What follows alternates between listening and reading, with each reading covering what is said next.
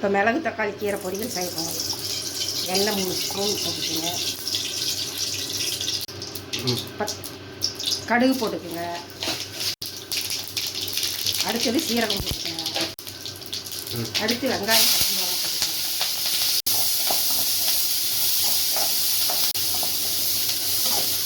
வெங்காயம் பச்சை மிளகாய் வதங்கணும்.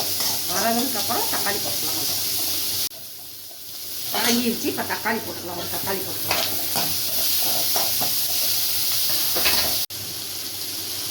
இப்போ கீரை போட்டு வதக்கலாம். மிளகு தக்காளி கீரை, மிளகு தக்காளி கீரையும் போட்டு வதக்கணும்.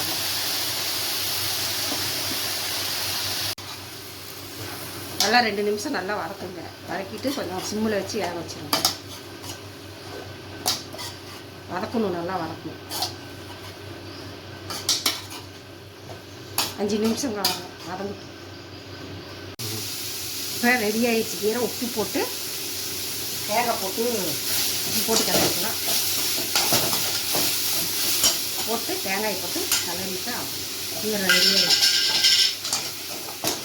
உப்பு போட்டு வதக்கி வச்சு தேங்காய் போட்டு வதக்கி ஒரு கரட்டி எடுத்துக்கலாம். அவ்வளோ ரெடி ஆகிருக்கு.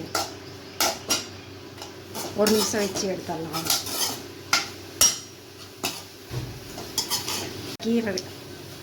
கீரை ரெடி ஆகிடுச்சு. பார்த்துட்டு நீங்களும் எப்படி இருக்குன்னு சமைச்சி சாப்பிட்டு சொல்லுங்கள் எப்படி இருக்குன்னு.